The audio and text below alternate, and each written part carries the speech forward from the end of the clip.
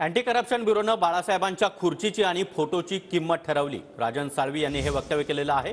एसीबीनं बाळासाहेबांच्या खुर्चीची किंमत ठरवणं हे दुर्दैवी आहे। राजन साळवी यांनी एसीबीच्या कारवाईनंतर ही संतप्त प्रतिक्रिया दिली आहे। तर बाळासाहेबांच्या खुर्चीची किंमत लावणारे सरकारी कर्मचारी असल्याचं संजय शिरसाट यांनी म्हटलंय।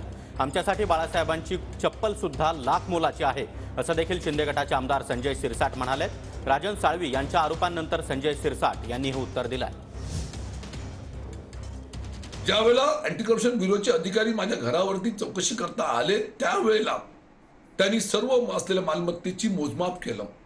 दुर्दैवाची हीच गोष्ट आहे की माझ्या मनाला लागणारी तीच गोष्ट आहे त्या ठिकाणी त्या असलेल्या सिंहासनाची आणि त्या असलेल्या त्यांच्या प्रतिमेची किंमत केली, ज्याचं मूल्य होऊ शकत नाही।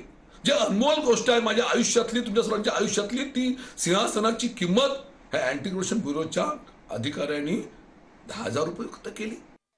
राजन साळवीच्या घरी जी काही रेड झाली त्यात बाळासाहेबांची जी खुर्ची त्यांना भेटली त्याची जे त्यांनी किंमत लावली, हे सरकारी कर्मचारी आहेत, यांना कुणाची काही घेणं देणं नसतं।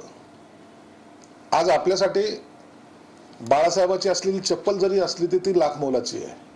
हे सरकारी कामकाजावाले काही जरी किंमत काढत असेल तर बाळासाहेबाच्या खुर्चीची किंमत ही कितीतरी पंतप्रधान काय राष्ट्रपती काय सर्वांच्या खुर्चीपेक्षाही मोठी मानणारी पैकी आम्ही आहोत।